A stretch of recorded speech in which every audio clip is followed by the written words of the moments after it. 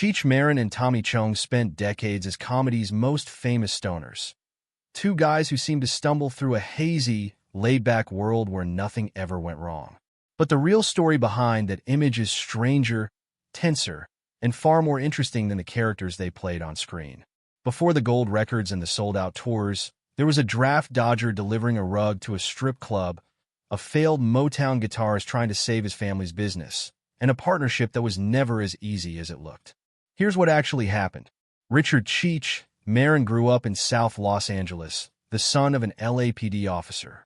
It was a disciplined household, not an artistic one, and by his early 20s Marin wasn't dreaming about comedy at all. He was studying pottery and English at California State University, Northridge.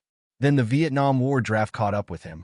Marin opposed the war, and like tens of thousands of other young American men in the late 1960s, he chose to leave rather than fight in it. He crossed into Canada and settled in Vancouver, not looking for adventure, just trying to stay out of a war he didn't believe in.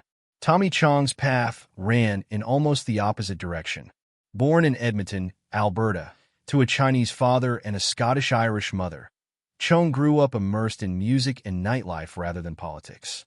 By the late 1960s, he'd already had a taste of real success as a guitarist with Bobby Taylor and the Vancouvers, a Motown signed group that shared stages with acts like the Jackson 5.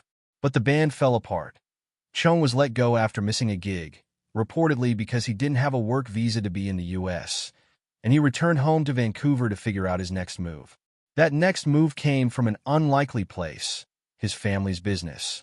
Chong's parents had bought a Chinatown venue called the Shanghai Junk, which operated as one of Vancouver's first topless bars. Chong took over its back room and noticed something. The crowd wasn't paying much attention to the dancers between sets. So he started booking a loose improv comedy troupe called City Works to fill the gaps, blending sketch comedy with burlesque in a way almost nobody else was doing at the time. Marin, meanwhile, was just trying to survive as an undocumented draft dodger in a foreign country.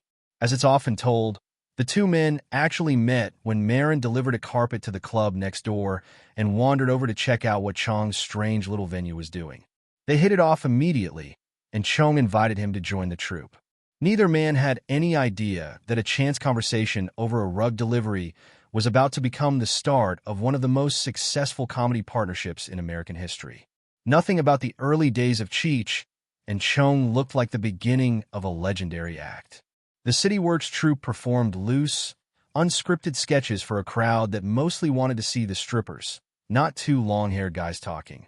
Marin has since joked that the hardest part of the job was learning to duck. The audience would occasionally throw things at performers who weren't holding their attention. It was, by his own description, a tough room to learn comedy in, but that pressure forged something real. Chong had recently discovered Chicago's Second City improv scene while touring as a musician, and he pushed the troupe toward instinct-based, unscripted performance rather than written sketches. Marin slid into that style naturally.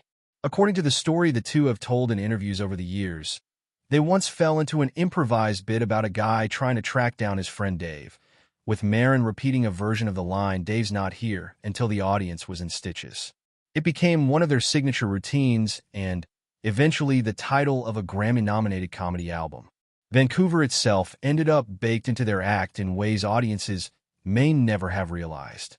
Marin's exaggerated accent was partly shaped by performing for Canadian audiences who found Mexican-American characters novel and unfamiliar at the time.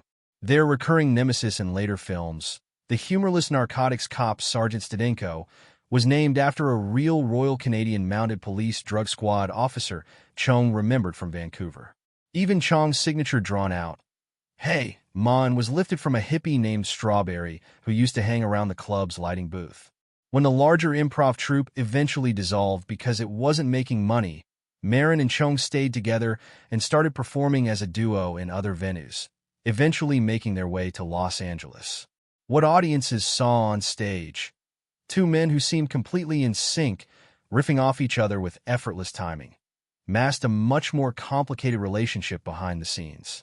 Marin has described their bond bluntly over the years, essentially saying the two were more like brothers than best friends, which was less a warm sentiment than an honest acknowledgement of how much friction existed between them.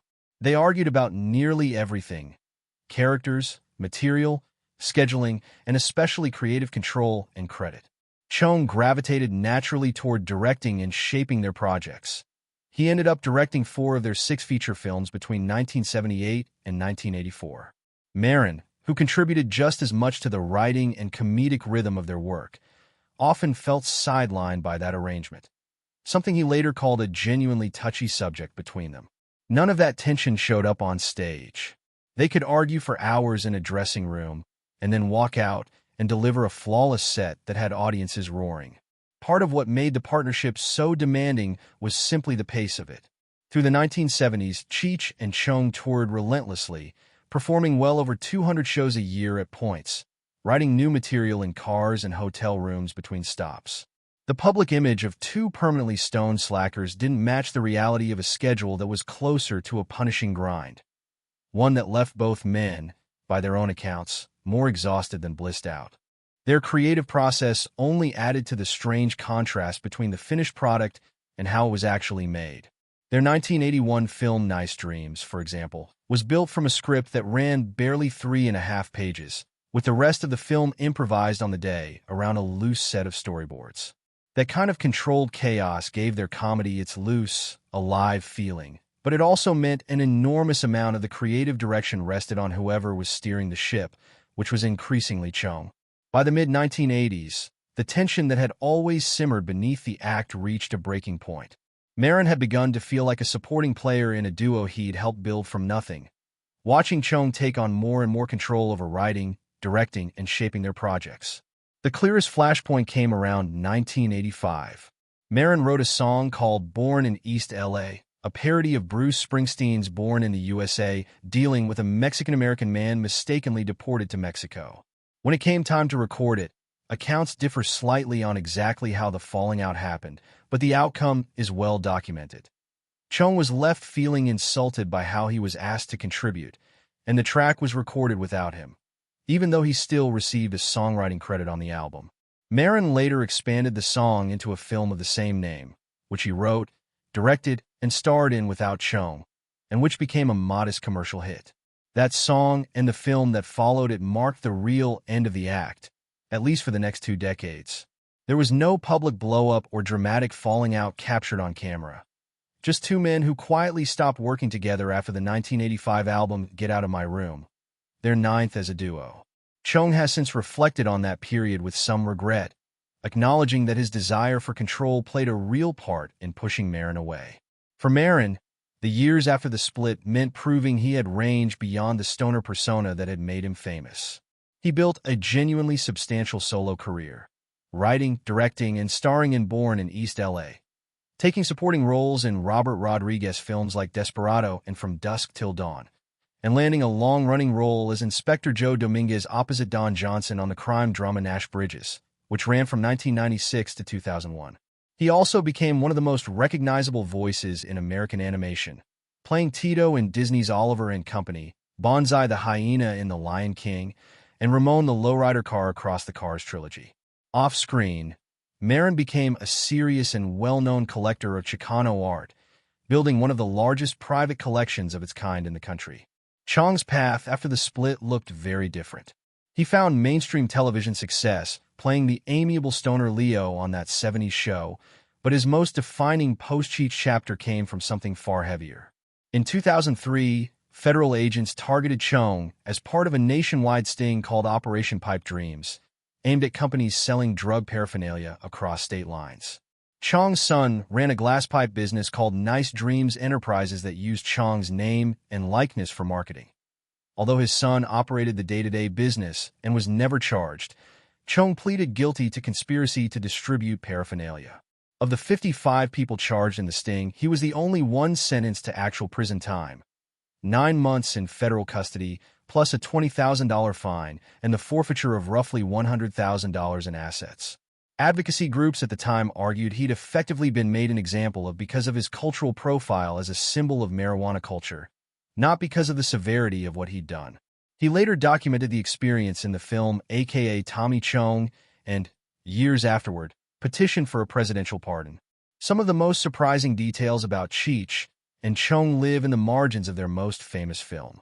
When Up in Smoke was finished in 1978, Producer Lou Adler arranged a private screening for his friend Jack Nicholson, who had just been in a car accident and was nursing a dislocated shoulder. Nicholson wasn't supposed to laugh. It hurt every time he did, but according to Adler, he laughed constantly through the screening anyway, letting out pain groans that Adler used almost like a laugh track test audience to judge which jokes were landing. Nicholson's own car, a Volkswagen Beetle, was even borrowed for one of the film's early scenes. The film's now iconic license plate gag has its own strange history too. The Sergeant Stadenko character was named for a real Vancouver drug squad officer Chong remembered from his club days, folding a genuine piece of Canadian law enforcement history into one of the most famous stoner comedies ever made. Decades later, in interviews tied to their 2024 documentary Cheech and Chong's Last Movie, both men reflected candidly on how unlikely their entire story was. Two strangers from completely different backgrounds and different reasons for being in Vancouver, thrown together by a topless bar that needed something to fill the space between dance numbers. Strip away the mythology, and what's left is a genuinely unusual story. A draft dodger and a failed rock guitarist, brought together by a family strip club, who built an act out of instinct rather than scripts and somehow turned it into a cultural institution. Their partnership was never built on easy friendship. By their own description, it was closer to sibling rivalry, full of resentment over credit and control, exhausting tour schedules, and a breakup that came not from one dramatic fight, but from years of accumulated frustration finally boiling over around one song. What makes the story worth revisiting isn't just the trivia. The real Stadenko, the borrowed Nicholson Beetle, the 3.5-page script for an entire feature film. It's that Cheech Marin and Tommy Chong, for all their onstage ease, built something enduring out of genuine conflict and contrast. A disciplined cop's son and a freewheeling nightclub kid, a fugitive and a businessman, colliding by accident in the back room of a strip club and somehow changing American comedy because of it.